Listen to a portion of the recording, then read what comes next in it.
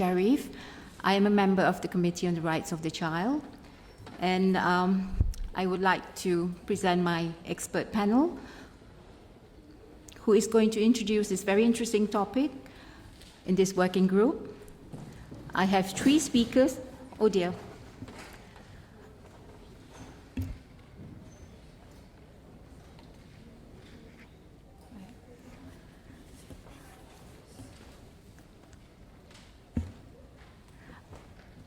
We have to look into the best interest of the child. Just give us 2 minutes while we sort out that part of it. We okay? All right, great. Right, great.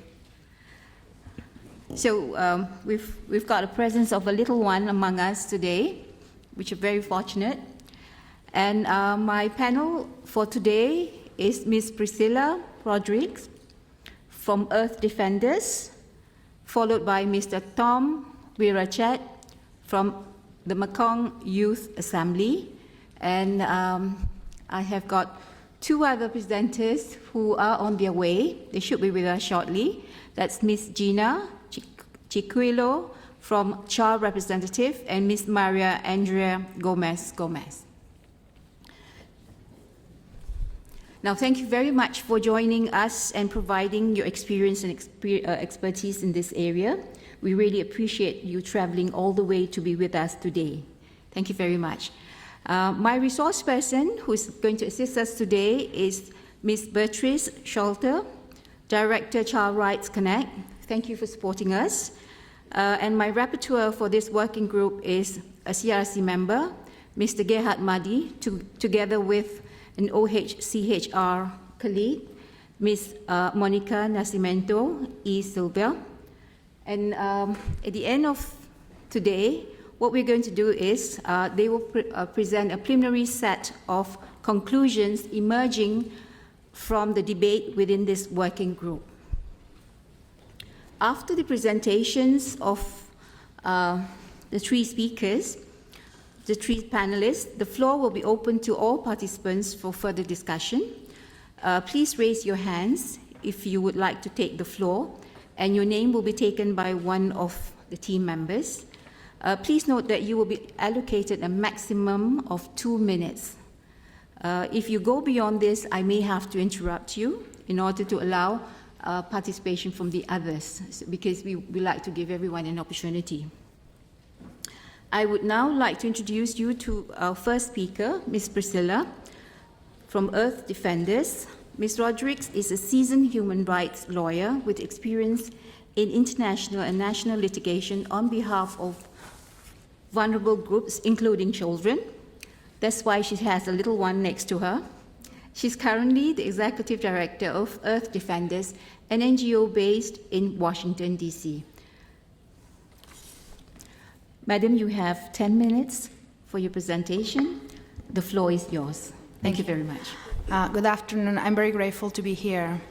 I'm Priscilla Rodriguez, Director of Earth Defenders. As my prior speaker said, it's an NGO based in Washington, D.C. We are designing and implementing strategic litigation at national and international courts with the goal of creating legal precedents to protect environmental rights. After decades of working with vulnerable groups, we decided to focus on children. It's the time for children to fight for the rights to continue living on a sustainable planet. Next one. So this presentation will cover a general overview of 2 cases where children are defending their rights related with the conservation of wetlands and mangroves, both in Mexico. The remedies available for children, analyzing whether they are effective or not, and some conclusions based on our experience. Our first case is located in the state of Mexico, where the construction of a highway on the wetlands of Lerma is being imposed by the government. What is at stake here is probably the largest basin in the area. Its conservation is fundamental because of its provision of water for the region, including Mexico City. These wetlands are a Ramsar site, the biggest remaining in central Mexico, as I quote from Ramsar, spreading over more than 3,000 hectares and 3 lakes, which are what remains from the 27,000 hectares wetland present at the end of the 19th century. So the construction of the highway affects also the indigenous peoples of Xochicuautla, the community's wells, ceremonial sites, and their access to water, and particularly children's health and development. Despite a verdict in their favor, the state has imposed the project by force, causing the children severe trauma. In April this year, the state and the contractor illegally demolished Dulce's house, a 17-year-old girl that you can see there, with her belongings inside, and violently evict her family. Next. After this event, we filed 2 federal trials, writ of amparos. One on behalf of Dulce, the girl who also lost her house, and other one on behalf of 12 children from the community. Both cases are against President of Mexico, Enrique Peña Nieto, along with dozens of authorities more, for failing to protect and guarantee children's rights under CRC and the Mexican Constitution, particularly the right to live in a healthy and peaceful environment, right to health and development, as well as judicial guarantees. On September 5th this year, the 12 children plaintiffs got a federal injunction which ordered to stop the project on their territory until the case is decided. The state has appealed this decision, so we are in the middle of this battle. Sadly, in the case of Dulce, the judge considered that she didn't demonstrate her damage, which is ridiculous because her damage probably is the most clear since she has already lost her house. And we just got news yesterday that the judge decided to drop her case. So now we don't have apparently more case on her behalf, even though, of course, we're going to appeal this. So these differences in decisions reflect the broader judge's discretion, even when irrefutable evidence of damage has been submitted. Besides the writ of amparo, the community got the protection of the Inter-American Commission on Human Rights through a precautionary measure, ordering the protection of 539 community members, including children. This measure has not been implemented because of Mexico's lack of interest. So far, this remedy has not been effective at all. And we have the submission of administrative claims before the environmental prosecutor and the Minister of the Environment, to no avail. The administrative remedies don't have positive results because the same authorities that grant the permits are those who review its legality. Now, let's take a look at the Tajamar case. In 2015 and 2016, Mexican government, along with investors, cleared this mangrove located in the center of the city of Cancun to build a development project authorized by the federal government. This action, besides damaging the home of crocodiles, birds, iguanas, etc., and the species itself, compromises the coast ecosystem, including the Mesoamerican coral reef, the second biggest in the world. The contractors cleared the place by force at night, using the police against the population, including children, who were camping at the place to protect the mangrove. In the operation, there was no relocation of flora or fauna living in the mangrove. The children were crying out, asking the police to stop the workers. The police did nothing but protect the perpetrators of the devastation. Against this act, 113 children filed a writ of amparo. No injunction was granted. Though the judge affirmed the importance of a mangrove for the enjoyment of children's rights to environment, he conditioned the stop order on $1 million bond to guarantee the potential damage caused to the investors. Children appealed and lost. The writ is still pending for final decision. The movement also filed a claim before the environmental prosecutor, which finally decision states the clearing and the development are legal. Applicants appeal against this, arguing their judicial guarantees were violated because the prosecutor didn't consider the evidence submitted by civil society devastating the mangrove, showing, for example, that there was no relocation of animals by the time of the clearing. Besides the remedies I just mentioned, Mexico has 2 different actions that can actually be used to get a remedy in favor of children's rights to their environment: the federal law of environmental liability and class actions. In 2010, there was a major constitutional reform which allowed class actions in Mexico. I was part of the working group, and in those days, the tendency to push these reforms were more derived by consumer activists. I don't believe this law creates true class actions, as it requires people to opt in rather to opt out. Though the Office of the Federal Attorney for Environmental Protection, PROFEPA, is part of the federal authorities with a standing to sue, after 5 years of the reform, there is no evidence of this authority seeking to obtain any type of remedy under this law, which is a shame, but not a surprise. In theory, children could file a complaint, though there is no precedent yet. Like in any lawsuit, expenses are key, so there is a possibility for social interest cases to use a public fund to cover all expenses, which is an advantage in the potential use of this action by children. Finally, though children are among others a natural group of users because they represent a group, there has been 0 class actions submitted by children. In 2013, the Federal Law of Environmental Liability entered into effect. It regulates environmental liability created by damage based on polluter's pays principle and potential criminal liability.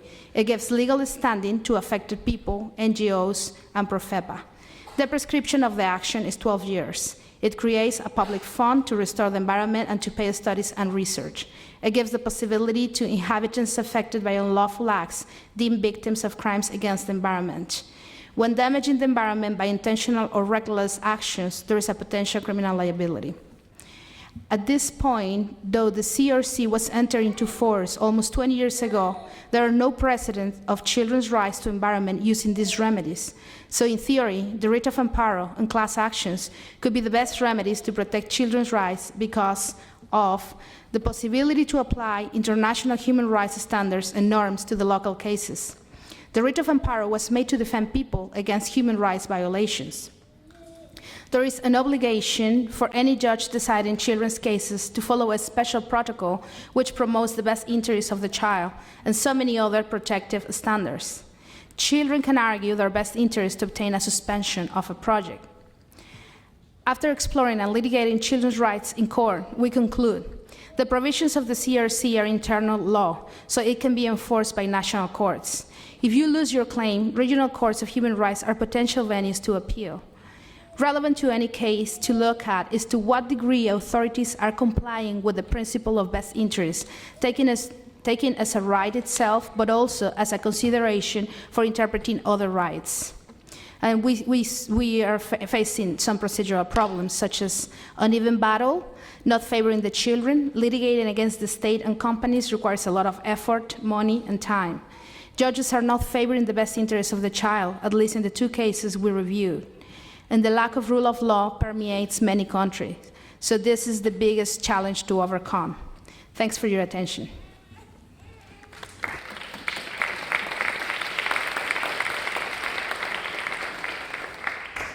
Thank you very much for your illustrative and very interesting presentation. My second speaker for today is Mr. Tom Virachat. Mr. Virachat is working with the International Accountability Project and is a member and a coordinator of the Mekong Youth Assembly. Sir, you have the floor. Thank you, Madam Chair. My name is Tom Virachat, and I am representing children and youth from the 6 countries of the Mekong.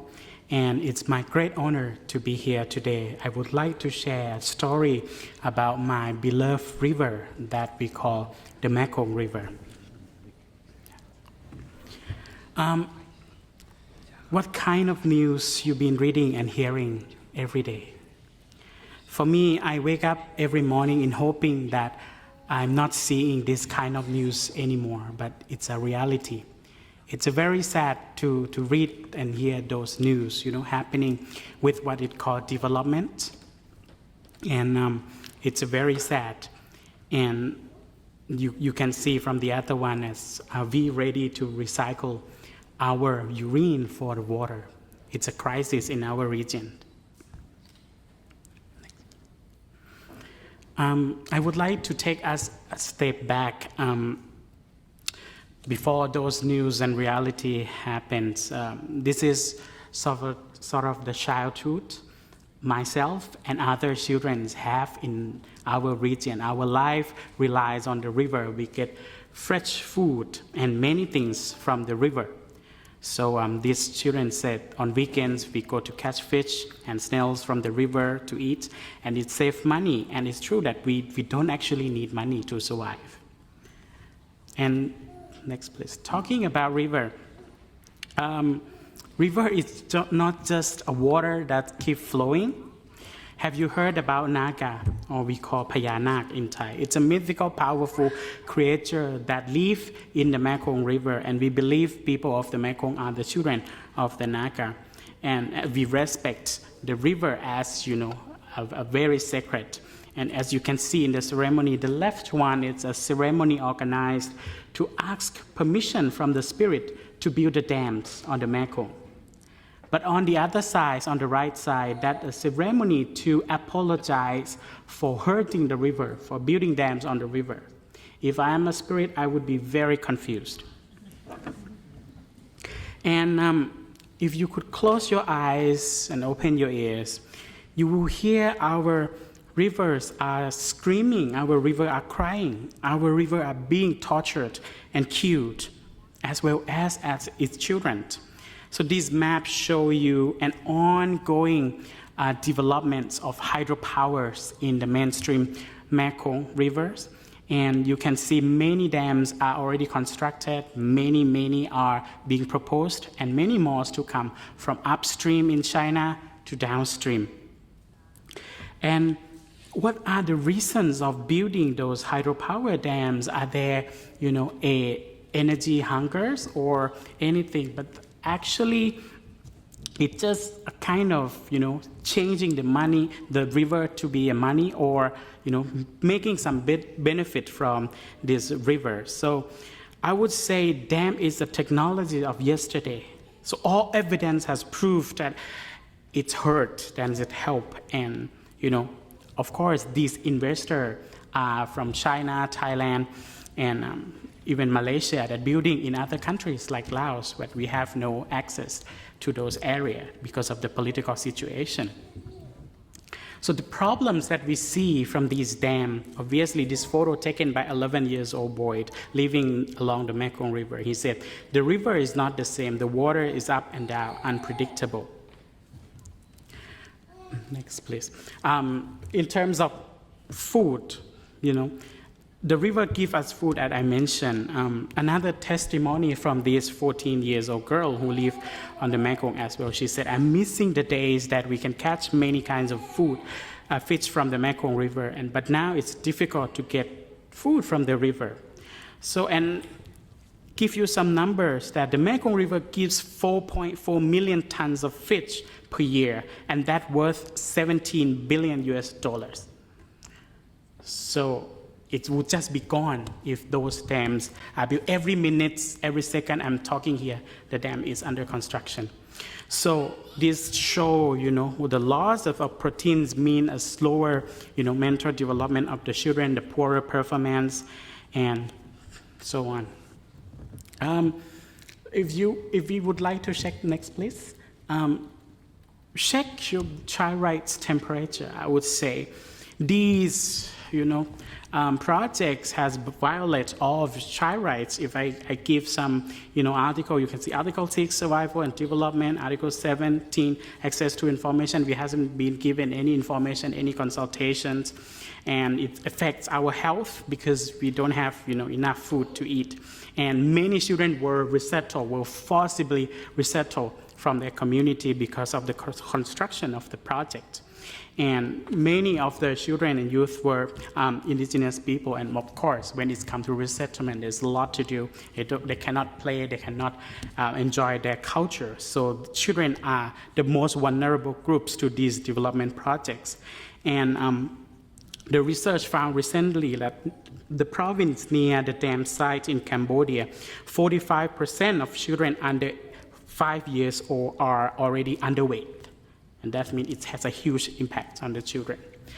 So I would say all of those, what we call developments, even it's a dam, it's many mining, and everything, is there child rights in the considerations. I met these two boys in the border of Thai and Cambodia, and I asked them, what would you like to do in your future? They said, I want to be a soldier. I asked, why? And he said, I can kill the Thai people. And I was very surprised to hear that, but I understand that they are living in a very difficult environments, their resources, their environment, their natures are gone. So they don't have so much choice in their life what they can think of. So behind these two boys, next please, you can see this weird thing happening. Even the dog couldn't understand what's happening. It's constructions of the dams. And then next please. This is the only information given to the entire community, including children and youth. They are only in Chinese and English. So how possible we would understand what's going on with our communities? Giving a next example, in Thailand, the law has limited the children and youth to participate in the consultation that related to the development project affects them because they ask, show your ID cards, and how old are you when you get your ID cards? Next, please. And this is a sort of atmosphere in the public consultation. I wouldn't call this a child-friendly environment. No? Next, please. And this is the children I met, and they show me how they want to protect their community from the coal-fired power plants, and they are very proud of what they do, but they wouldn't want to participate in that consultation either. Next, please. This is a very heartbroken. In one case, 15-year-old girl, she was doing the training in her communities that the gold mine activity is going on, and she said on TV that I cannot drink the water from my river anymore because it had been polluted by the mining activities. And later, she was sued by the company for defamation. She said, I was very shocked and crying. I don't know what to do. I just told them how I feel, and I said the truth. Why do you sue me? I didn't do anything wrong. And now the kid is still on, the child is still there with the police, and she doesn't know what to do. They can't prosecute her because she is juvenile, but what is the help for her? Thailand has signed optional protocol 3, but I don't know how that works. And next, please. And in Cambodia, our fellow youth who protect the river from sand dredging were arrested and put in jail, and they served, for 10 months and 15 days in just protecting their rivers. And this is the reality we're facing. So I just want to say child rights is one thing that really missing in the current development models of our regions, and I believe in other parts of the world as well. So we really need to do something to make this. So I'm representing the Mekong Youth Assembly, which is the network of the youth and children who have the same awareness in protecting our rivers and our natures. And we believe and this problem can be prevented and solved, So we would really recommend the children and youth participation in decision making. And we need the freedom of expression so that we can say what we want to say that affects our life. And we hope that we can file a complaint about these concerns. We have tried at the national level, regional level, it doesn't work. So that's why I have to travel to be here to saying this to you. And we need these environmental rights of the children. And I hope all sector, private and government are, doing good for protecting children's environmental rights. And I would suggest that we have a sort of child rights risk assessment, or we have the EIA, but it doesn't really, include child rights perspective in there. So it's really needed. So I would say thank you so much for your attention. Thank you.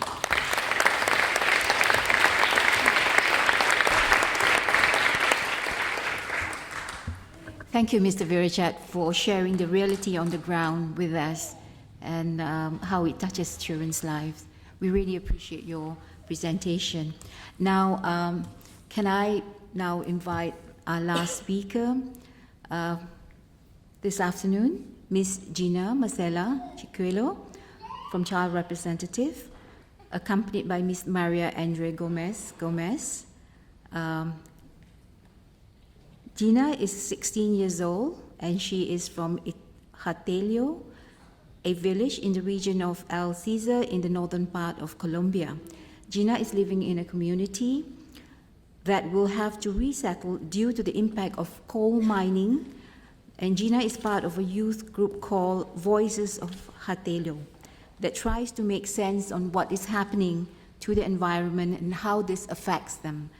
The youth want their voices to be heard in the decisions that affect the community. The floor is yours,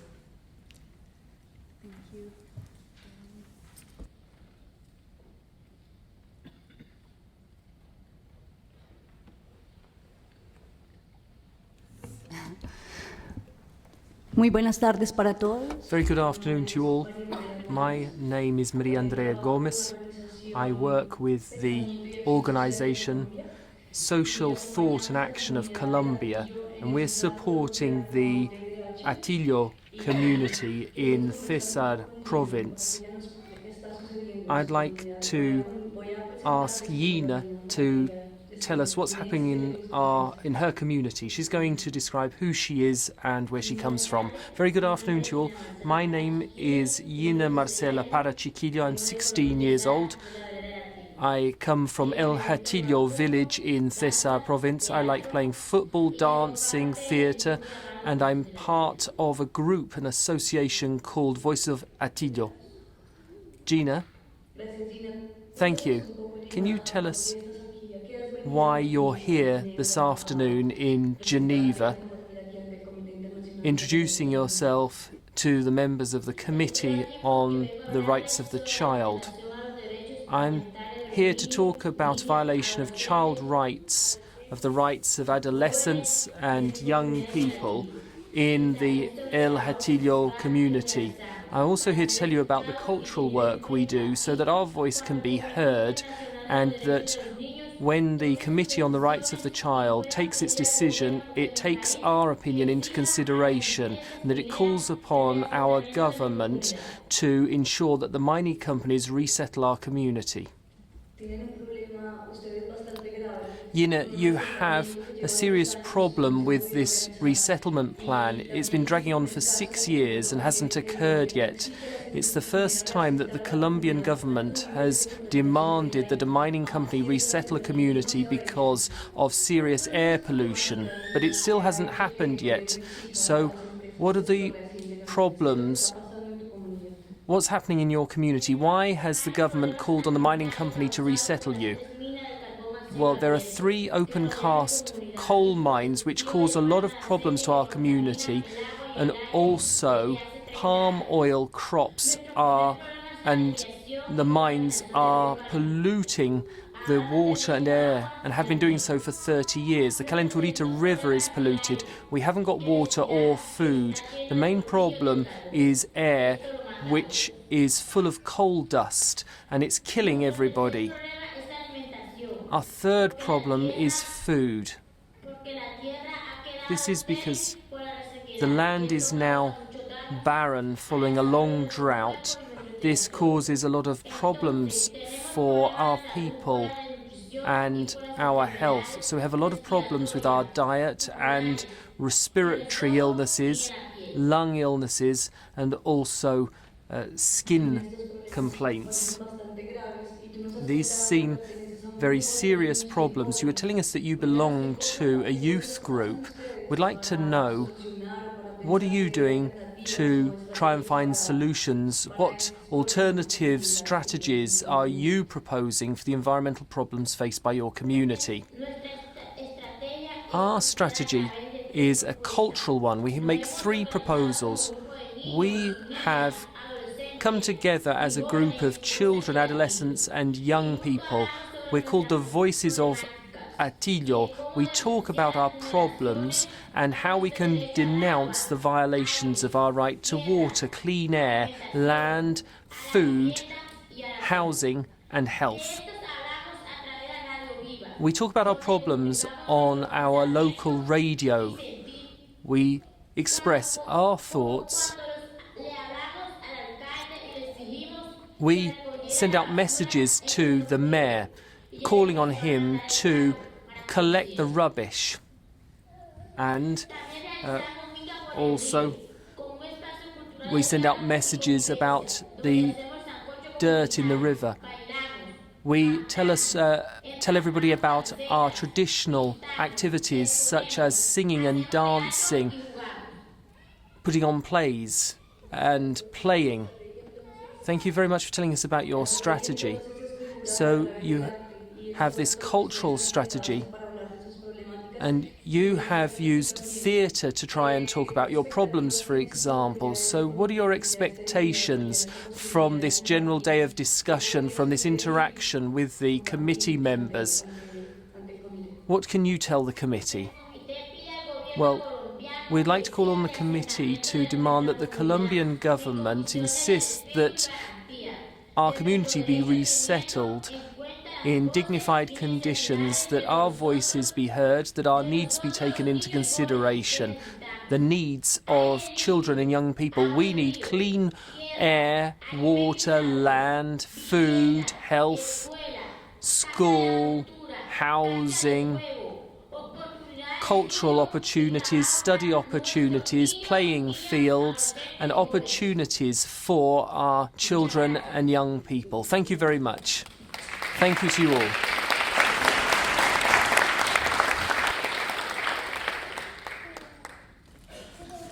Thank you very much for the lovely presentation. It was very meaningful for all of us to understand the perspective from the eyes of children. We really appreciate that. Thank you very much again. I thank all my panelists for the very inspiring and interesting presentations. Now I would like to give the floor to my resource person for this working group today, Ms. Schulte from Children's Rights Connect, who will introduce the main issues to be discussed in this working group. The floor is yours. Thank you, Madam Chair. First of all, I would like to thank our panelists for these very, very interesting and broad contributions to the topic.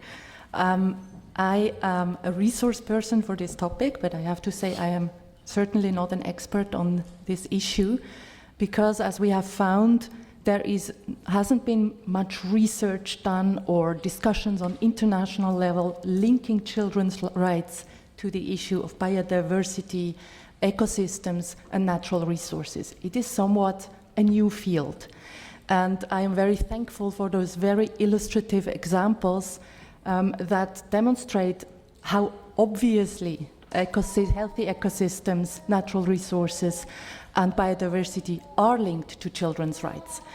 So the topic of our today's discussion is set out, and the purpose, what we want to achieve in the discussion today, is really to achieve a better understanding on the links of children's rights to healthy ecosystems, biodiversity, and natural resources. And that means, first of all, also to reflect a bit about the importance of a healthy environment for the full realization of children's rights. Then also, of course, the negative effects if a healthy environment is disturbed. But we would also like to point out how important it is, for example, for the realization of immaterial rights. And we have heard the example of the Mekong River and the spiritual relation to nature for cultural rights and for spirituality of children. We will also talk more about negative impacts of development projects or deterioration of ecosystems due to human activities. We heard examples of big development projects such as highways, dams, but we could also think about the reuse or change of use of natural resources for different purposes, like, for example, using the soil not anymore for traditional agriculture, but for building up housing, or using water for bottling it and then selling it for a high profit, etc. So all these activities, of course, change ecosystems. We want to look at best practices and gaps in ensuring the protection of children's rights in ecological protection. So we have to look at discuss about policies, laws, and practices, but also I think we should think about the different actors involved. And especially what I want to point out to round this introduction of, we're talking about children's rights and how children themselves are not only victims of violations of their rights, they are actors, they are activists. We have examples here in the room who can become agents of change to make sure that both their rights and the environment are protected. And we are very much looking forward to explore that further and receive recommendations from our discussion. Thank you very much for the main issues for discussion. I would now like to open the floor for discussion. If you have any questions for our panelists, as well as comments, best practices and experiences that you would like to share with us, please raise your hands, and please also take this opportunity to make some recommendations which can be incorporated into the outcome for the day of general discussion today. I would like to remind you again that you will be allotted a maximum of 2 minutes. If there are any questions, please raise your hands. Yes, please.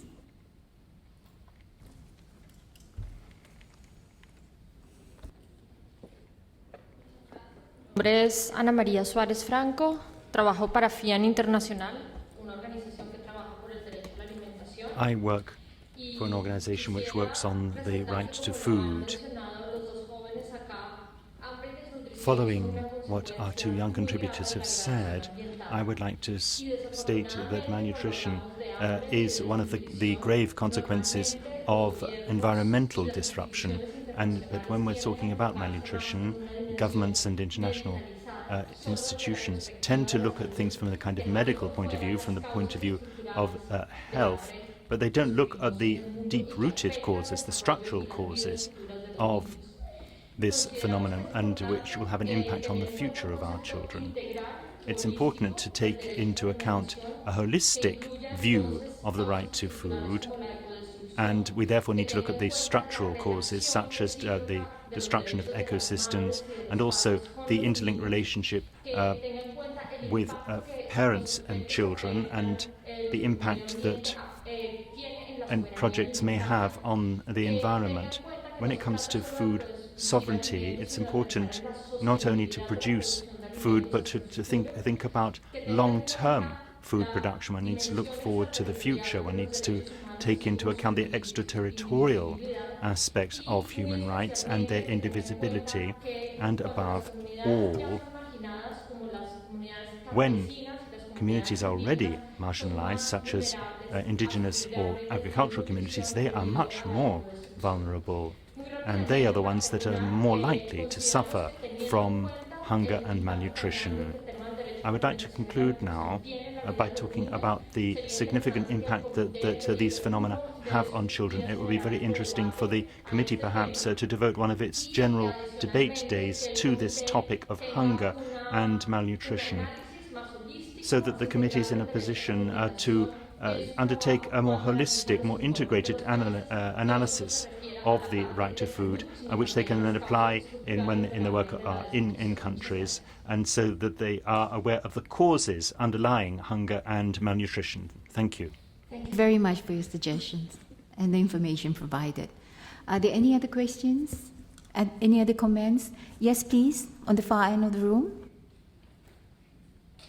My name is Mansour Saifi, and a human rights activist from East Azerbaijan, and I would like to give you some information about the child labor in East Azerbaijani cities or villages that we have it up to these days. The children which are working in a brick furnace more than 14 hours in a day, and the children which are working in a carpet factories from the age of 5 years old. In the case of brick furnace, these children mostly they work in a place, they live in a place that there is no any kind of hygiene, and lack of drinking water is a really cause of so many sicknesses like stomachache or so many other stomach problems for those children. And in the case of those children who work in a carpet factories, also we have seen that our research shows so many physical, psychological problem like their backbones, finger bones, or short lifetimes, harsh work, harsh condition, and exposed to excessive level of lung disease. And in the case of psychological problem, we see that they got curved body. It looks like their body has been smashed and looks like that's been crashed. And the research also shows that this is because of their reaction to coercion, to exploitation, because of the situation which they are living there. and they are facing this problem day to day, day after other. As we see, these children are also depriving from any sort of basic rights. I mean, this kind of age children should have to be at school, they should have to be educated, not to be in these kind of places to work or to face these kind of places. Thank you so much. Thank you very much. But for our purposes, our focus is on the areas that have been highlighted by the resource person. Thank you very much. Yes, ma'am, you have a question? This one. I'm from Ugia and professor of Harvard University, anthropologist. And I would like to ask something. I think it's a structural thing. And this is a kind of asymmetrical, very asymmetrical dialogue. How can empowerment the children and the youth? I mean, I work with, in Brazil, 22 years with indigenous youth and the children. It's impossible because the dialogue is very, very asymmetrical. We are talking about the laws, but depends on the states, depending on a lot of things you showed to us. For me, the dialogue needs to be underneath. It's more than this. This is only the example of the things. I would like to think what the indigenous people think about what's mean environment for them. It's not our discourse. It's other kind of the discourse. We put everything, it is very, very homogeneous things, homogeneous discourse. This is not true. The person who is on the floor knows that. And how the indigenous people buy this kind of the discourse. I think we needed to think deeper than this. Thank you. Thank you, that's very interesting. Would you want to share more ideas with us on that line? Share more ideas about this? Yes. The place I'm working with in the Dourados, Kaiowá Guarani, I don't know if you know Guarani people in Brazil, they define it trash, no? And we gave to them a lot of workshop and talk about and education and so on. And the end, in the end of this practices, we spent 2 years. Most of the children look at us and told, Lu is my name, Lu, the earth eat the trash. Don't you worry about. Then we need what I would like to tell you. The perception. We need to ask the true perception of the persons about what's mean the environment. They don't know this word. They don't know this word. They don't have in their vocabulary this word. Professor, thank you very much for sharing. I noticed there's someone from there, yes? And I will then take the two at the back, the two ladies at the back, yes. With you first. Madam Chair, hello everybody. I want to highlight a perspective that is a bit underexposed, I think. Children in nature are an endangered species. Last summer, I saw a little boy playing in a mountain stream. He made leaves plucked from a tree float downstream one by one. Hilarity. In his imagination, the leaves were boats, and he made motor noises. His father played with him. His mother was watching him. The boy felt like a fish in the water and looked completely satisfied. Everything he needed was there, for free. I was touched by the harmonious scene. I believe from the bottom of my heart that every child has the right to a healthy environment and the right to this kind of joyful experiences in nature. And the story of the Mekong River strengthened me in my opinion that every child has the right to connect with nature, the right to ancient forests, the right to the Mekong River. However, as I said, the child in nature is an endangered species. Worldwide, there is a significant decline in the quality and quantity of children's direct experience with the natural world due to urbanization, deforestation, ecological degradation, etc., etc. And it is this alienation from nature that concerns me deeply.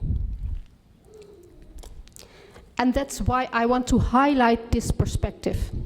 Firstly, it is such a loss for childhood. The value of nature is priceless for children. In the case of the little boy, endless play opportunities, endless learning opportunities, creativity, stimulation to use all his senses, drinking water, swimming water, food, joy, wonder, beauty, the enjoyment of family life even, revitalization. It's easy to see the link with all kinds of child rights. Secondly, I'm afraid it's a dangerous trend for our future. Ma'am, can you wrap up? Please? I will.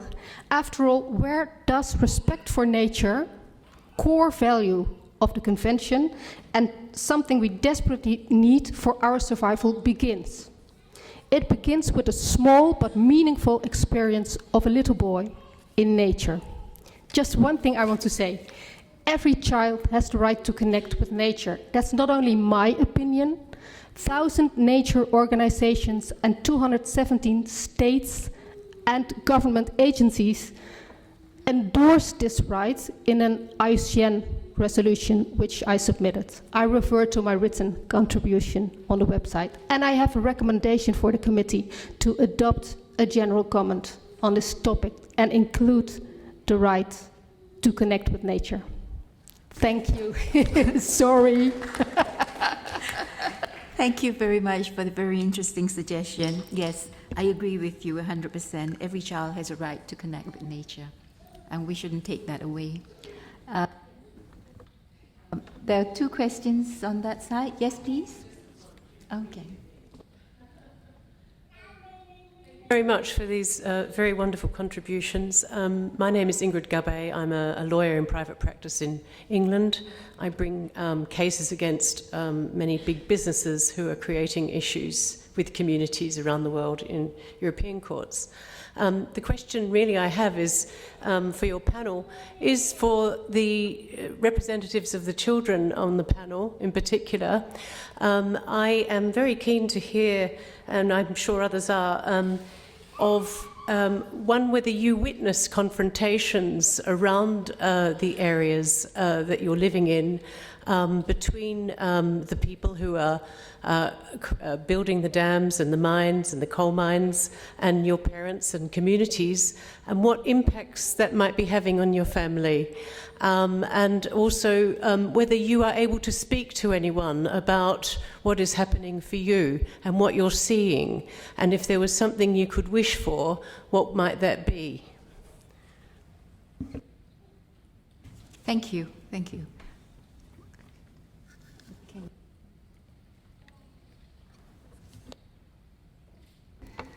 Gracias por esa pregunta, pues creo que es específicamente a lo que hemos venido. Thank you for your question. I think that we have come from Colombia precisely in order to ensure that mining companies comply with the rights of our communities and that government takes these matters seriously, and that we don't see the establishment of these companies taking place without our agreement.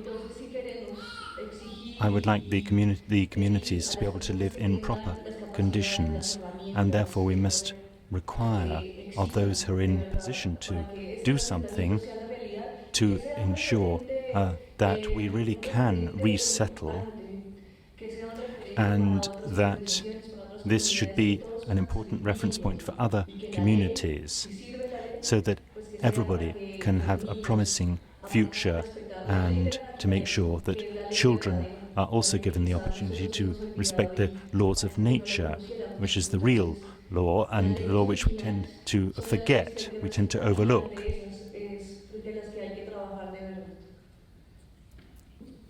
Our approach must be respectful of nature above all, and we must work on that. Thank you. Thank you. Mr. Virajat, do you want to respond to that request? It's really create a huge conflicts and divisions in communities. I mean, in one of the communities that our members are, it's really divided for the families who refuse to be relocated, and for the families who want to get compensation and resettled.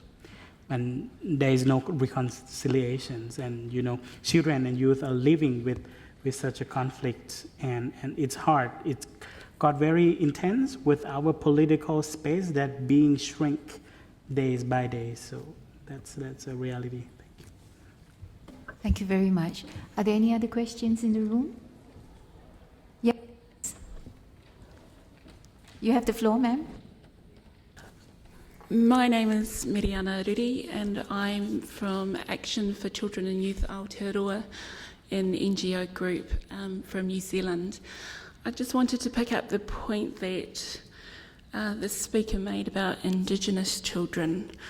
I wanted to say that although climate change affects the rights of all children and adults, especially in my country, there are some groups who are more disproportionately affected, and especially children from our Indigenous population, the Māori children.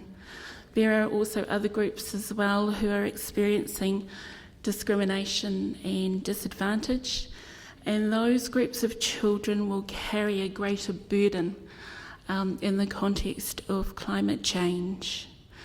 For Indigenous Māori children especially, climate change threatens displacement and dispossession from our traditional lands. It threatens our heritage and it threatens our resources. It means disruption of family relationships, a very long and stressful loss of cultural identity and knowledge, and it also has disproportionate effects in terms of poverty and marginalisation, poor health outcomes, and the effects on our spiritual relationships with our natural environment. And so if I was to put forward a recommendation for the plenary session for the Committee on the Rights of the Child to consider, it would be that in this discussion about climate change, that there are some very specific recommendations or recognition of the cultural impact that climate change will have on Indigenous children, and that whichever systems and measures we put in place, whether we're asking our governments or ourselves to look at our domestic or our legal options, that those options are also framed with our Indigenous people and our Indigenous children in mind. Thank you very much for sharing and also sharing that recommendation. Are there any other questions? Yes, please. I suppose it's more of a statement than a question. My name is Alex Tennant. I work at the Children's Commissioner's Office in Northern Ireland, and I also I'm an activist around food in Northern Ireland. I wanted just to agree with this lady's statement over here and every word that she said around children's right to access nature, and children are born part of nature, and there's a real danger of developing alienation whenever children don't get to access nature, and they lose the value of what that means to them. When my son was about 4 years old, up to that age, the only thing that made him unhappy was not getting something on television or not getting the food that he wanted or the treat that he wanted. And we saw a different sort of unhappiness developing, and he had these toy bears and a white blanket, and he had these on the floor, and he was pulling the blanket in, and him and the bears were crying.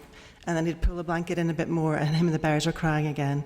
And it was only after a while, when we talked to him, we realised that he was very anxious about the polar bears, the plight of the polar bears. And this was causing him a lot of stress, and he wasn't able to sleep at night because of what was happening to the polar bears.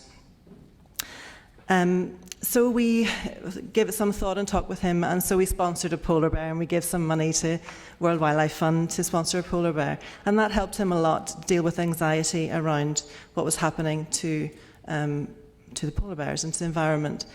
I think it's important. I think children also have a right to campaign. I think children need to campaign, and it's something that we've found through our work in other areas, whether it's about poverty or other issues facing children, that it's very hard to hear and to experience difficult things without being able to try and bring some sort of change about, without being able to campaign on those issues. So I think we need to be supportive and promote children's rights to campaign on these issues around the environment, because it can cause a lot of stress, and perhaps our young people here may be able to talk a little bit about how maybe that has helped.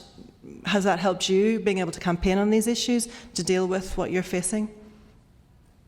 Thank you. Okay. Yes, Mr. Birbajan.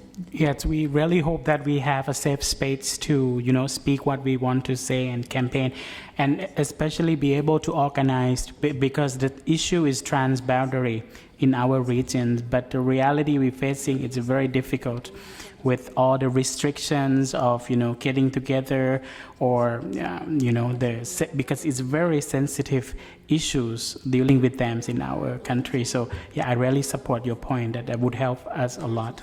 Yeah. Gina, you want to say something? Do you want to say?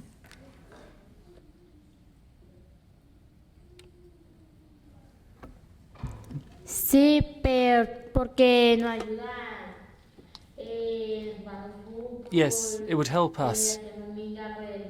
We can play football, we can have our Mingus dances, we have our radio, we dance a lot. I would say that it would help us because we have to think about what our future will be.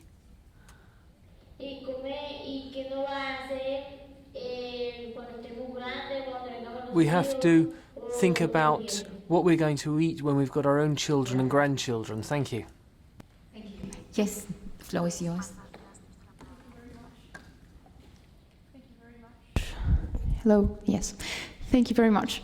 My name is Susana Borda, and I speak on behalf of CIENI, a non-profit organization launched in May 2016 by Colombian scientists based in Switzerland, aiming to educate Colombian children about water protection and to support them to become agents of social change in their communities by contributing to policy making on the issue. CIENI would like to contribute to the following question: how and to what extent can children find out basic facts about environmental degradation that affects them and their community, in their communities and beyond, and how can they participate meaningfully in environmental decision making and protection measures?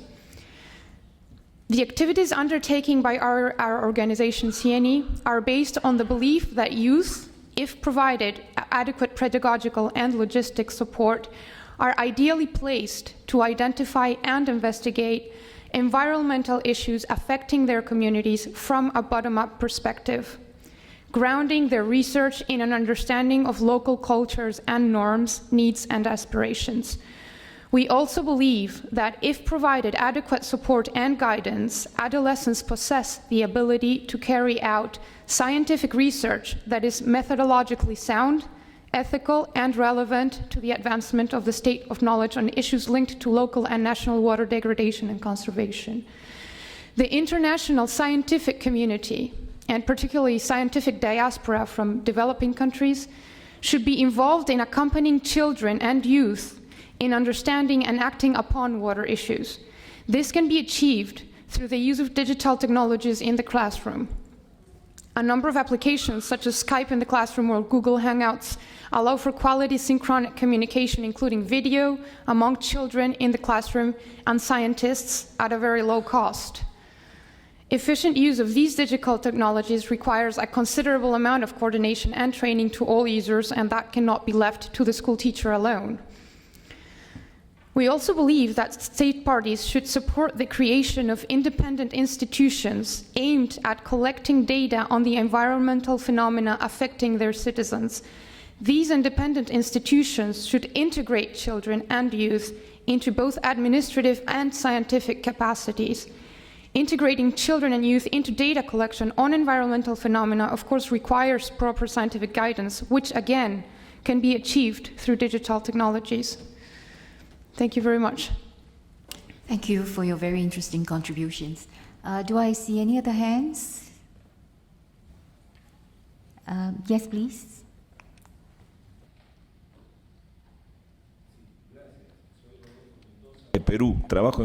I come from Peru and I work for an NGO in the area of human rights. I think the last statement was very interesting, but I'd like to add something to it. We've spoken quite a lot about scientific knowledge so far.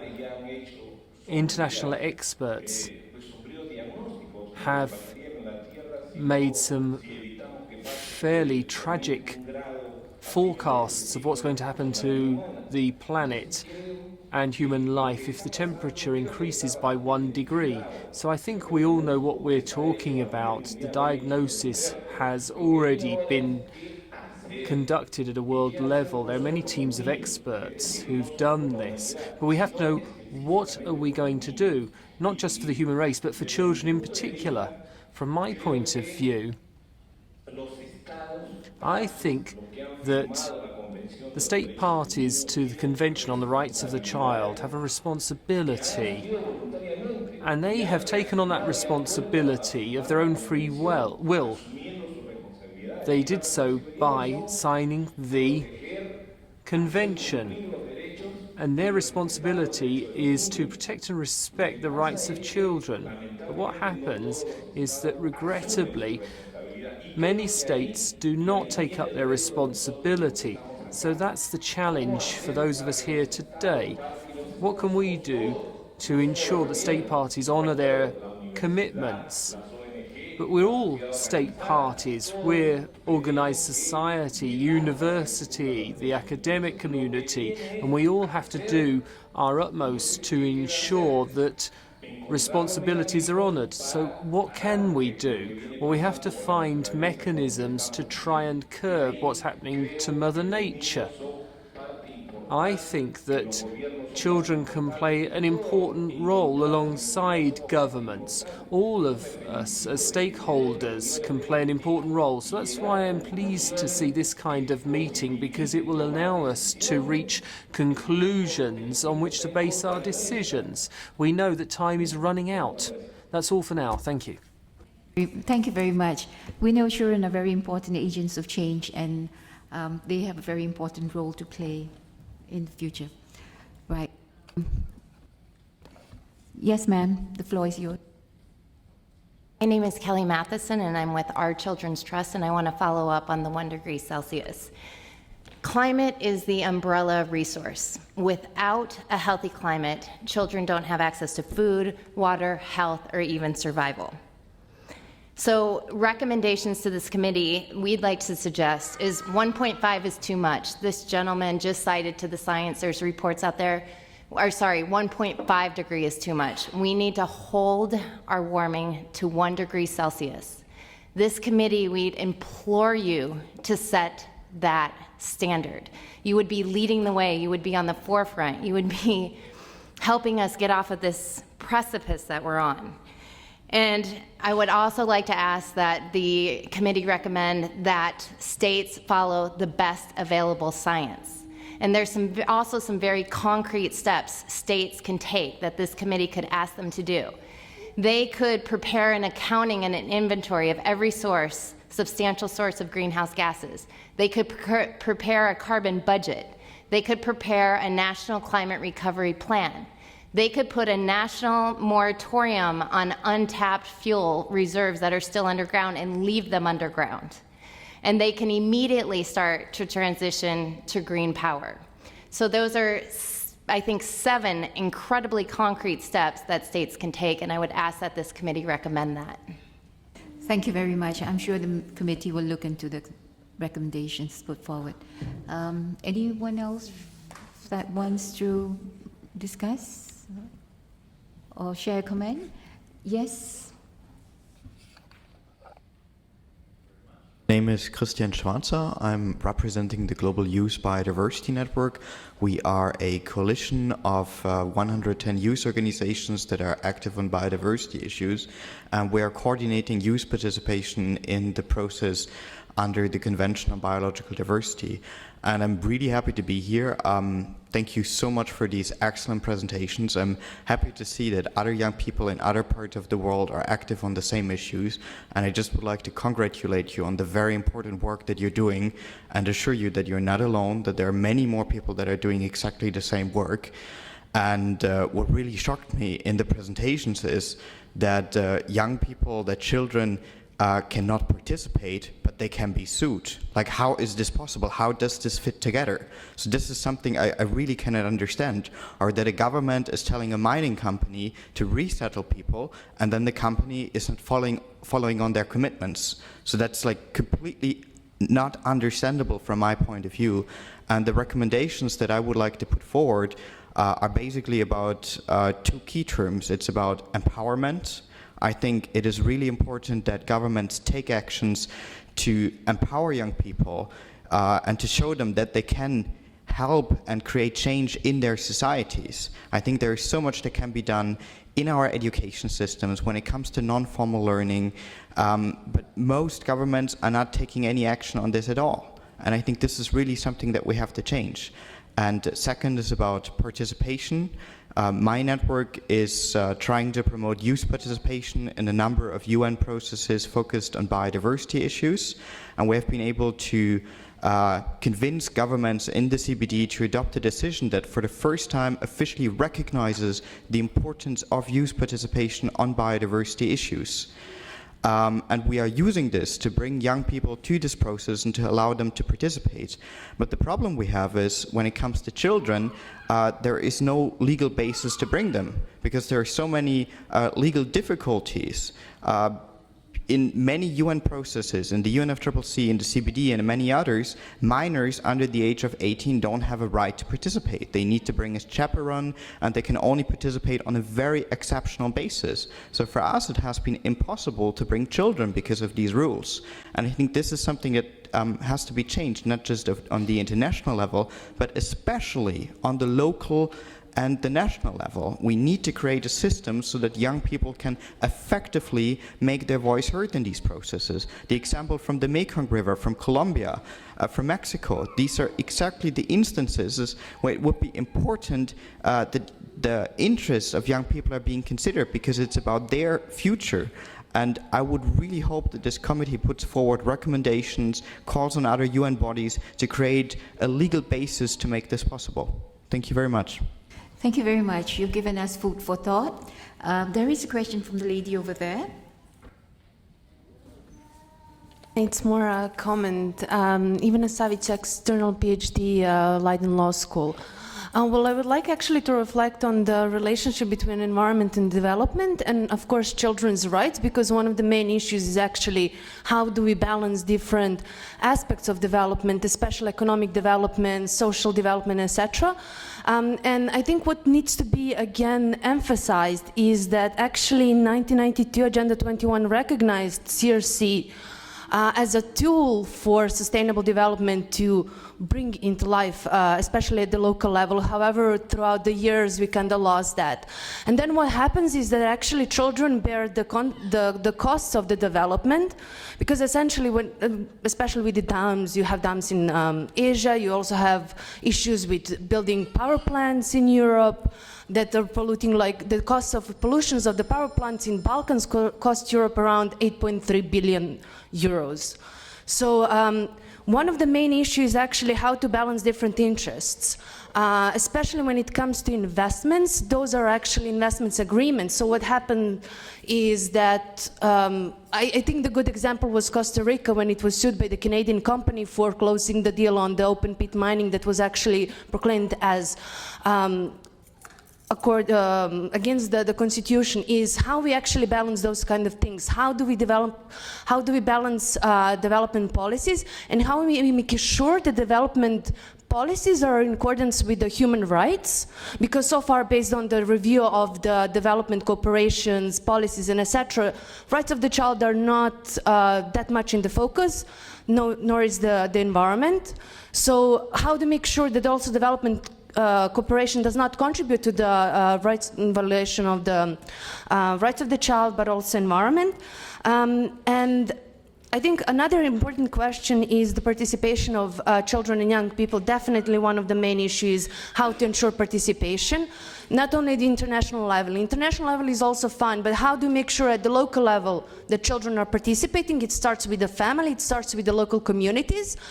However, when you have environmental and developmental decision making, it's mostly technical based, it's expensive, access to justice is basically non-existent because costs are really high, it's complicated, and you simply don't have resources, and the procedural rules that are in place are actually discouraging for actually protecting the rights and contribute further.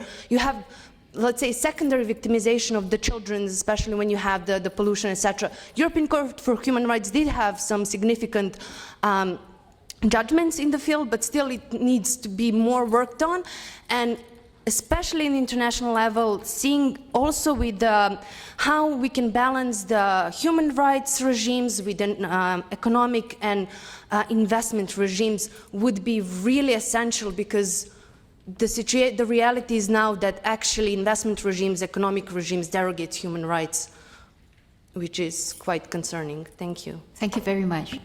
The right to participate and empowerment of children keep popping up in our discussions. I see there's one more hand raised here, please.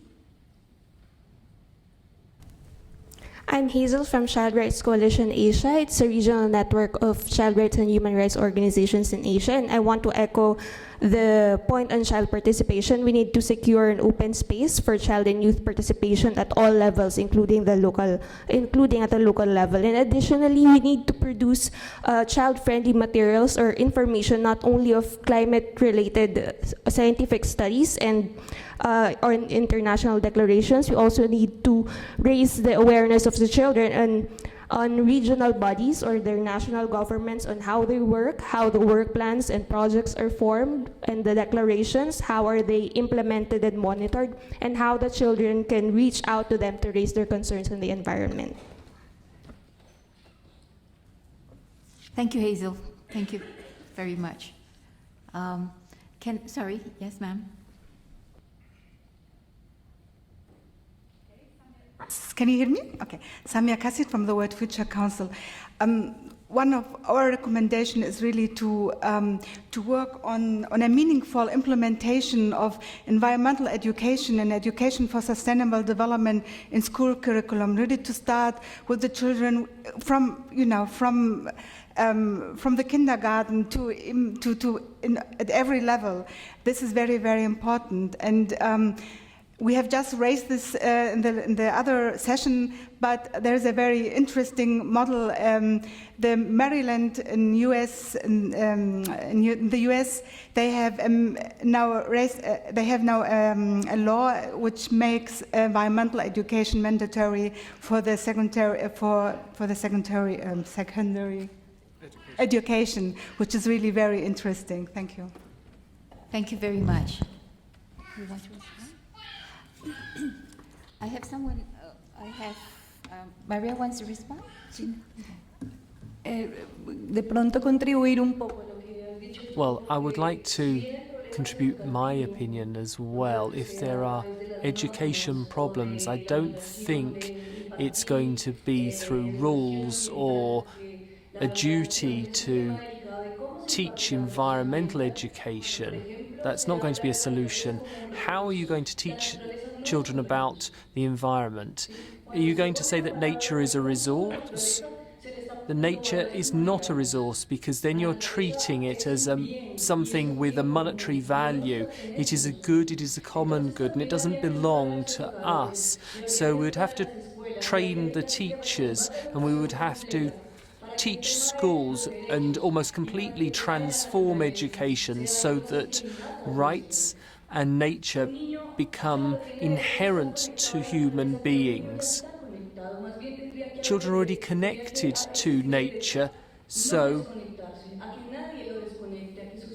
the right is not to be disconnected. Children cannot be disconnected by society, parents or teachers. That is society's work. They try to distance us from nature because they want us to have more material goods, success. But it's not making us happy. Advertising and consumerism are used to try and make us happy, but they make the trees weep. So we have to look at what we're doing and how we're living. What does life mean to us? The right to a clean environment is the right to life. Our planet wants a life. It's not up to us to decide whether the planet has a life or not. That's why I think we need a new approach to education outside the classroom, beyond the walls of any institution.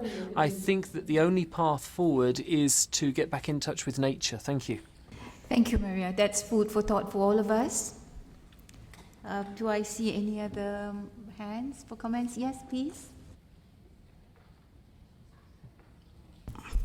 My name is Gloria. I work with Pensamiento y Acción Social, the Colombian NGO that accompanies El Latillo case, and I work with Maria as well.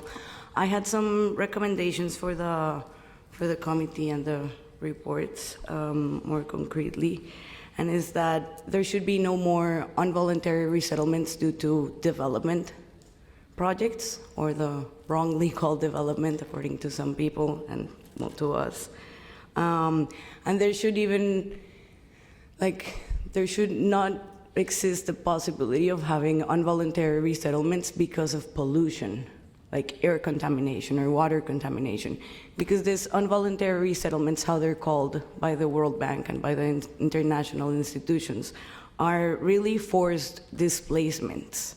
And we should wonder where all the people are gonna go when we have so many involuntary resettlements or forced displacements because of the development that the society is pushing for.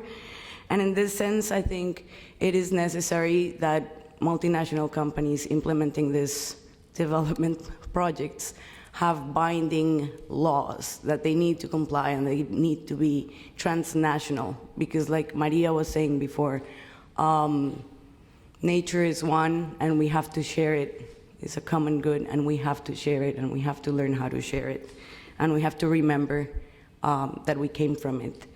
And we accompany El Latillo case more with the adult side, and these involuntary resettlements, what create are the no responsibility from anybody for the rights that need to be guaranteed, because it's a company that's meant to be a business and make money that has to resettle the towns.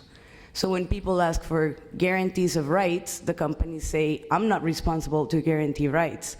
I should respect them, but I can't guarantee them. That's the state's role. And then the state says, well, you should still ask the companies to do it properly because they have the money and they are the ones that need to get you out of there. So there's like a no responsibility or no responsible person in the situations.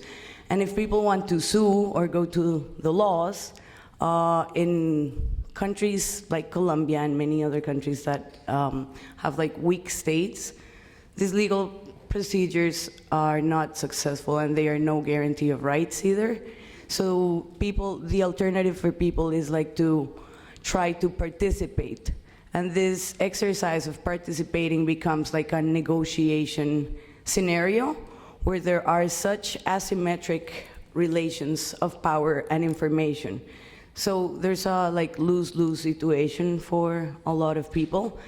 And I guess that's why the recommendations of no more involuntary resettlements due to development projects or pollution.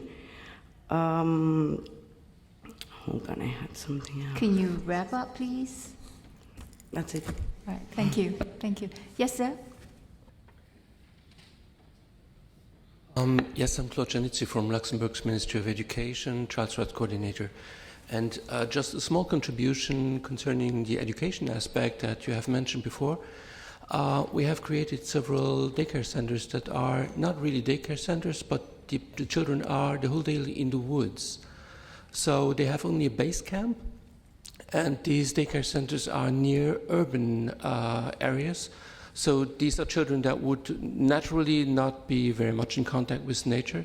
And the daycare centers are completely in the woods. So they have just a base camp encased just in the morning to welcome the children, and then they pass the whole day in the woods. And I think that this could be a very good possibility to, in the idea of awareness raising for issues of nature. If children know nature, they might be very better prepared to defend nature as a good.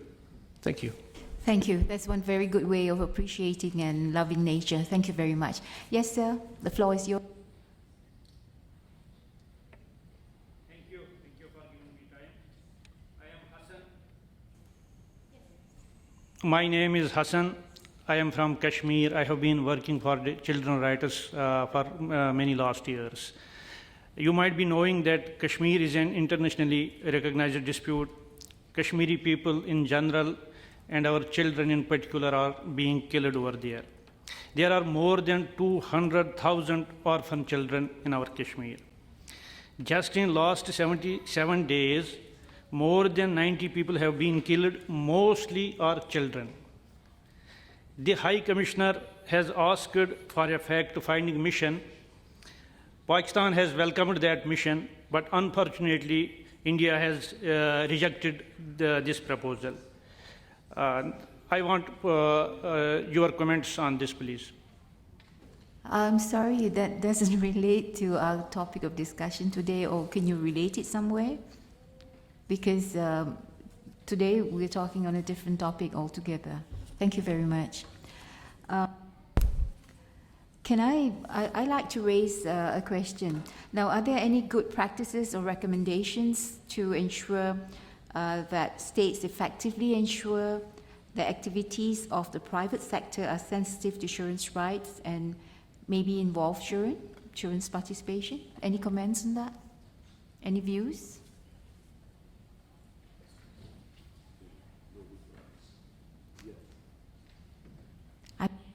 I'm sure we would have some good practices. Are there any good practices or recommendations? Sorry. Yes. Hello. Hi. My name's Alison Elliott. I'm from UNICEF Australia. I'd like to start by paying my respect to First Nations people here present today, to elders and to children alike. Thank you for the great presentations. Just in terms of good practice, I think it's pretty slim on the ground, but I'd like to draw the committee's attention to the children's rights and business principles. And one of those principles speaks directly to environment. So that could be a method of highlighting good practice in terms of businesses seeking to adhere to the child rights and business principles. Thank you. Are there any other comments? Yes, ma'am. Very much. Maybe not on the topic of businesses, but good practices that we have observed that are quite effective are trainings or capacity building with judges. We have a case, the Camotan case in Guatemala, where we were training different judicial bodies in the country during more or less 5 years. After 5 years, we presented a case by the Youth and Family Tribunal on 4 cases of undernutrition due to, under other causes, eco-destruction, but also other different problems related to the right to food.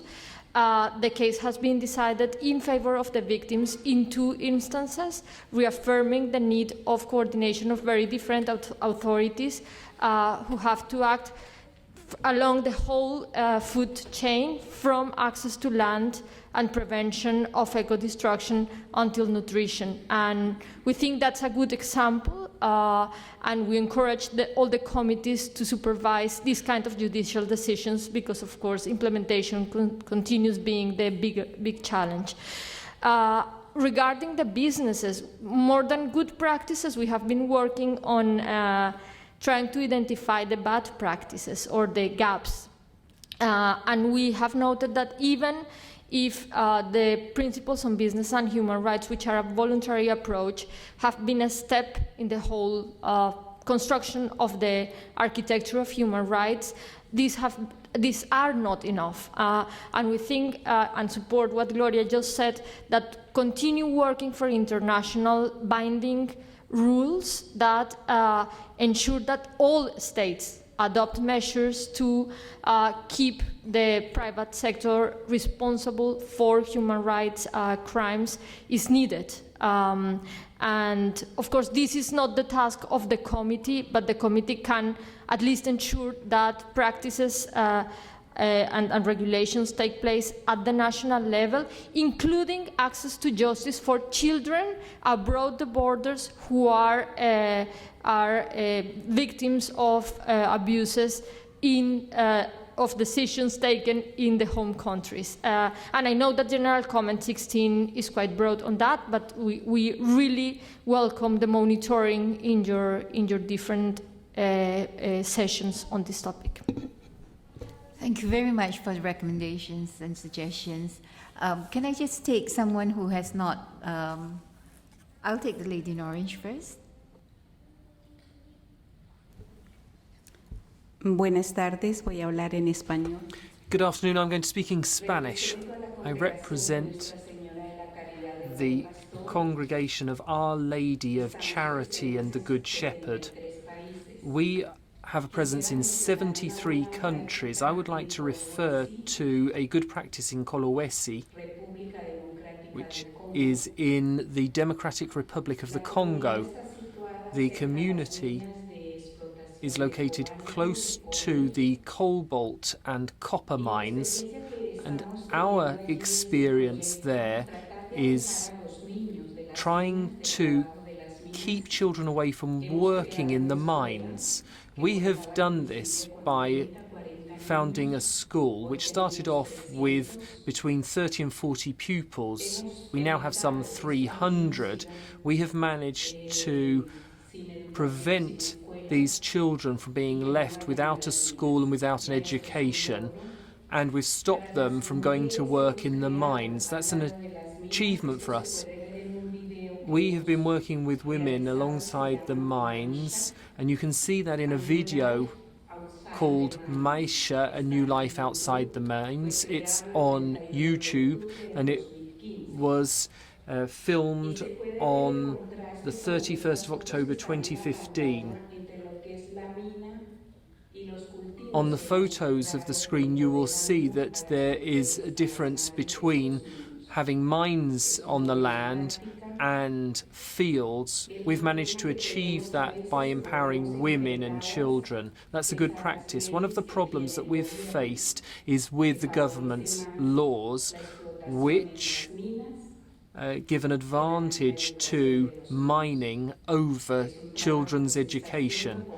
So we are working with local people, in particular with women, children, both boys and girls. Thank you very much. Thank you very much. I saw a hand raised here. Yes, sir. Thank you, Madam. Thank you very much, Madam Chair.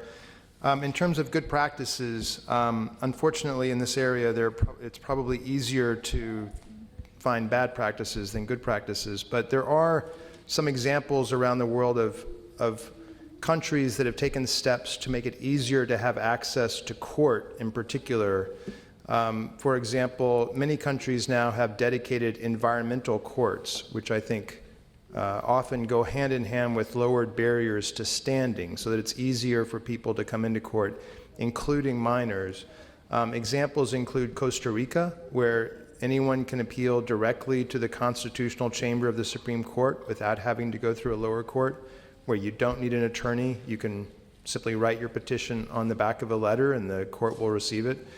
And in the Philippines, where in a famous case, which I'm sure many people here are aware of, called Minors Oposa, the Supreme Court allowed a petition by minors and held that they had standing not only to protect their own rights, but the rights of future generations.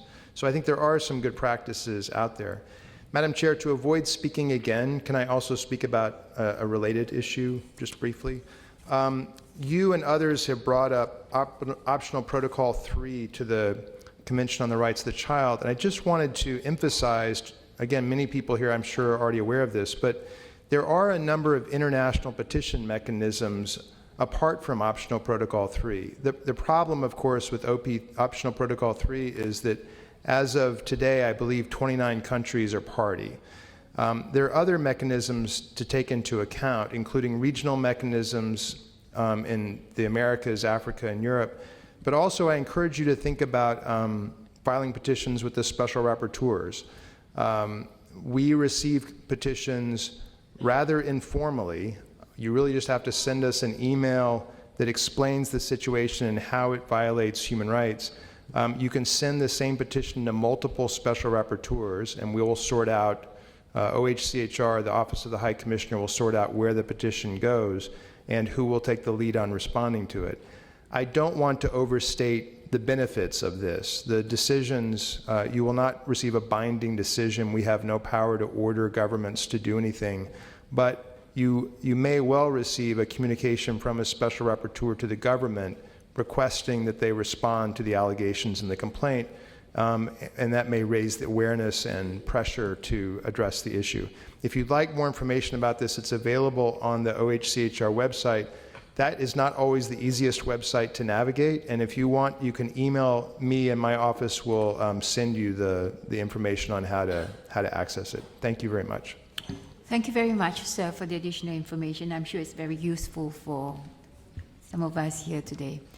Right. I did see two hands. Yes, sir?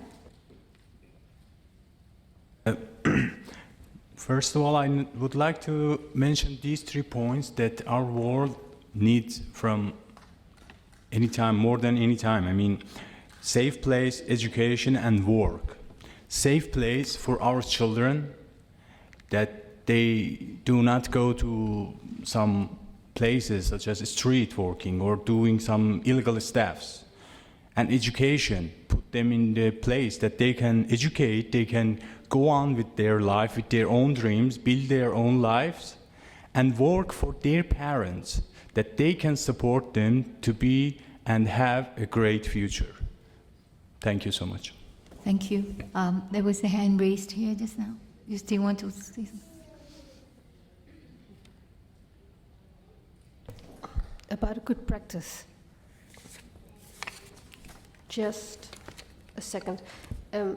We have in the Netherlands a good practice, and it's a combination of climate adaptation and trying to connect children with nature. I'm sorry, I'm looking for my...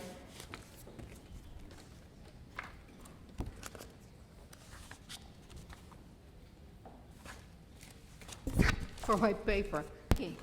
Can we come back to you in a while? Yes, of course, please. Are there any other questions? Any suggestions? Yes? Did you raise your hand? Okay.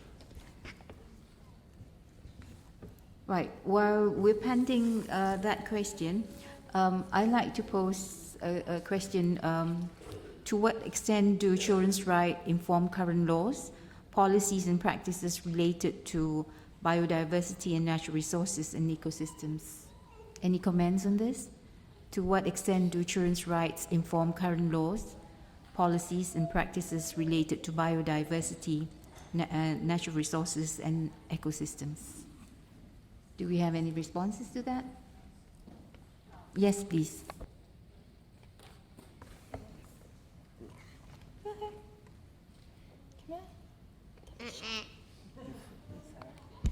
Okay, I'm just wanted. Okay, go ahead. Go ahead. You can say it. I'm sorry. Yeah, come on. Just do it.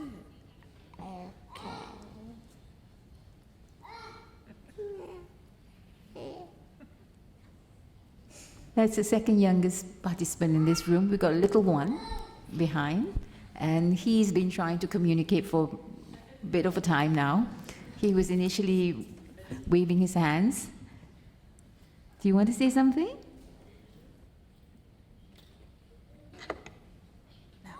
Yeah. Okay, I'm just want to elaborate something about the participation and consultation rights, which are really important and at any stage of any project, especially infrastructure projects, of course. But I am concerned about another rights that we might overlook in general, which are the right to access to justice, specifically the guarantee, some specific guarantees like right to be heard, which are now, in my opinion, being confused. Some judges and some environmental or human rights attorneys are being confusing with consultation rights. What I'm trying to say is that the people, the children specifically, have rights to participate, defending their rights before infrastructure projects or activities are going to be authorized. And this is not being happening. And now judges and lawyers, instead of advocating and defending or trying to defend and respect these rights, to defend their rights before a project is authorized, they are exchanging this right to be heard as a judicial guarantee for consultation rights, like, oh, what's your opinion? Oh, we're going to put a dam here or a highway. What's your opinion? What do you think? Oh, well, I think that I don't want it because I'm going to lose everything. Okay, we heard you. Thank you. Bye. That's not a right. I mean, come on. And we have this tendency, at least in Latin America, and I think the Asia is also the case, that, oh, consultation rights here and there, and consent, oh, free, prior, and informed consent, right. No. We have to advocate for judicial guarantees, which is the right to defend your rights before a project is going to impact in your life. Thanks.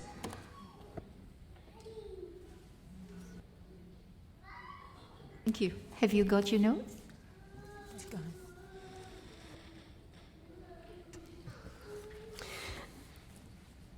I have an example of a good practice in the Netherlands. The Dutch government has facilitated the development and creation of cool nature parks in the context of the climate program. Cool nature stands for natural playgrounds of at least 2 hectares near inhabited areas. The natural playgrounds are designed in collaboration with local children and adults. Parents, teachers and children can play, learn, help and move there in a natural environment. Schools can attune their curriculums to these places. A public-private partnership emerged to bring children into contact with nature. From 2009, there are 12 inviting nature playgrounds realized in the Dutch province of Gelderland. The playgrounds are well managed by an independent foundation and embraced by the local community. Children come from far and wide to spend a day at a cool nature place. Really lovely parks and such a good combination of climate adaptation and connecting children and nature.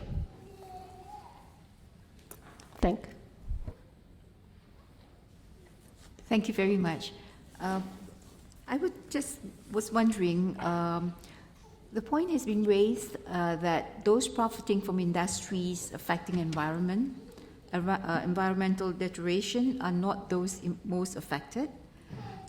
So what needs to be done in order to include them, including children, in policy-making decisions?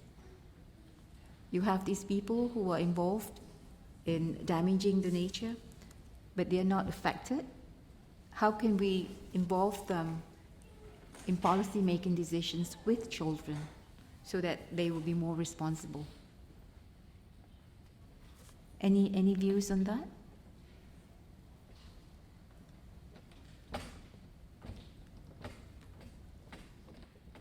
Quintus?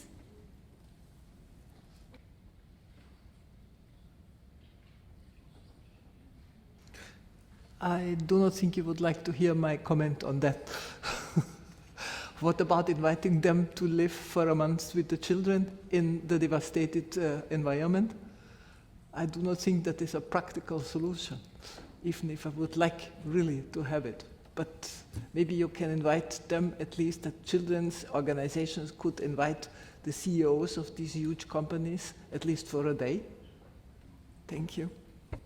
Thank you for your comments. Thank you.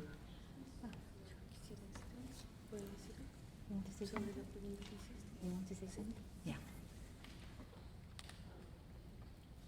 Sí, pienso que hay que trascender Yes. el procedimiento de consulta. I think that we have to go beyond the current consultation process. It's not just a question of consulting people on a one-off basis. You have to make sure that children's voices are constantly heard. Whatever decisions are taken by a company should be put to local people and then adapted according to the needs of children. So the right of the child is to have a clean environment, and that must be made a priority in any government or private company decision. So it should almost be children who say how something should be done. You should ask children, do you want your river to be diverted? Do you want your fish to be killed off? Do you want your fields to be ruined? So I'm not sure that adults are going to take care of the planet. I think that companies should listen to children. If they don't like children's authoritarian voices, then they should leave our countries. We don't need them. Thank you. That's a strong statement. Thank you. Thank you very much for those comments. Yes, sir. I think the lady already said everything that is essential. I think the risk is that dialogues between children, youth, and businesses are not being conducted on eye level. And I think this is absolutely essential. We don't need some one-off consultations, as you rightfully said. Youth and children should be an integral part of every public consultation process. They should be part of the decision-making process that is before the consultations. What I'm really afraid of when we're working with businesses is that children and youth are just becoming victims of greenwashing initiatives, that they're not being invited for an eye-level dialogue, but just for an event so that the company, the private sector can show off. We are involving young people. The matter is not the quantity, the matter is really the quality of this involvement. There has to be an intergenerational dialogue, and I do not only want to have events just for youth and children. I would like to have youth and children be integrated in consultations, in decision-making processes like the so-called grown-ups. It's about our future, and I think we should have a seat at the table like everybody else. Thank you for the very meaningful words. We need meaningful participation for children, not just voice pieces. Thank you very much. Yes, sir? Hi, my name's Maynel. This is my first time at anything like this, so I don't really get the processes. But I work in the UK, I'm a play worker, so my key rhetoric, my key reason is about providing spaces where children can play. So obviously, when we've got degradation of the environment happening, then the children aren't getting out to play. There are a number of thoughts that have come through my mind this afternoon. And one of the things that people keep talking about is consulting with children. Well, the suggestion here about taking CEOs to spend time with children, they're not interested. There needs to be a touch of reality here. This is the profit motive. They want to make money, so they're not going to talk to children. They're not going to ask the question, do you want the fishes in your river to die? Because no one in their right mind is going to say yes. Any question that is given to a child is going to be loaded in such a way that the CEOs and the companies are going to get their profits.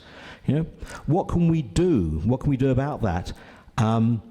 Taxation is a possibility, but then there has to be everyone is globalized. We know that corruption is endemic. So how can we solve any taxation problem when corruption is endemic? We keep on hearing about ask the children, and I don't know that the most important thing is about empowering children to do something. We wouldn't ask a victim of racism to be the person to tackle the racism.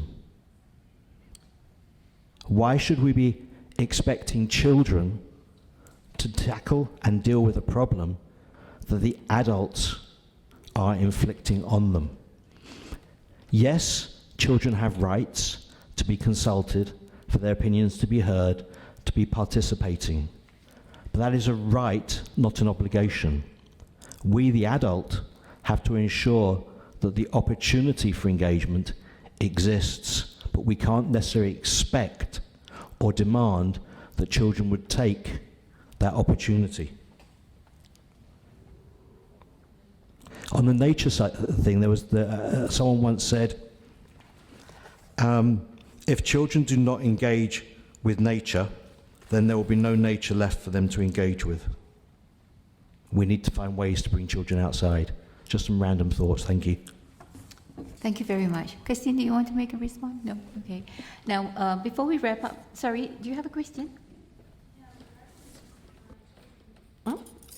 Children in business. I guess the environmental impact assessment would actually help a lot when reviewing about opening a certain types of factory, whatever, just to take that into account. And then it's on the municipality actually to consult with the local communities what they want, because sometimes what happens is that you have long and short-term benefits and loss. So it's basically up to the community to decide what should they do. Should they look for long-term or short-term benefits? But sometimes even those short-term benefits are so pressing and urgent.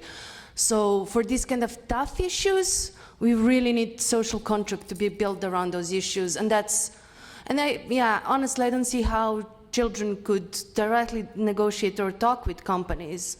In that regard, they can when it comes to social corporate responsibility, where they want to reinvest the money, then that makes sense. But when it comes to licensing and etc., it's up to the states to follow up the procedure and also do whatever it's in the best interest of the child of that particular community. Thank you. Thank you very much. I see no hands. Sorry, did I see your hand? Because I speak already. Just regarding the mention to the private-public partnerships and following the former intervention, I think we have to be very careful when talking about it, because it's always taken that they are in general good. And I think it's needed to do human rights analysis, because we know which are the power asymmetries that normally are behind. And therefore, it's very dangerous just to talk as the magic formula. And also regarding the consultations, and I agree with many of the participants, we have observed cases in which youth have been manipulated, and really negative disruption of the social constellation in the communities has been created, because the young people are very easy to be offered some money just to vote in favor. So that's why protection and safeguards have to be taken if we want to take the FPICs and etc. Thank you very much. Thank you very much. I have a request for a little video of 2 minutes to be played. Is that all right with everyone? Yes.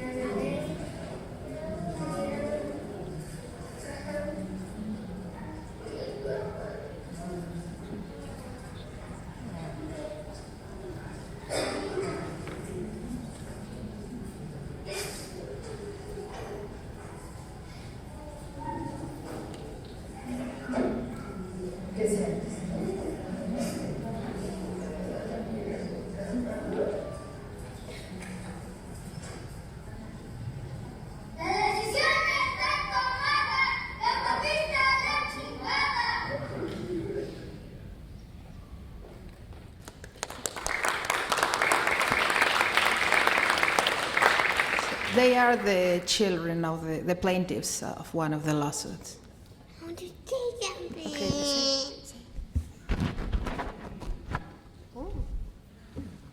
We should be winding up now, but the young people have requested for just a half minute to say something.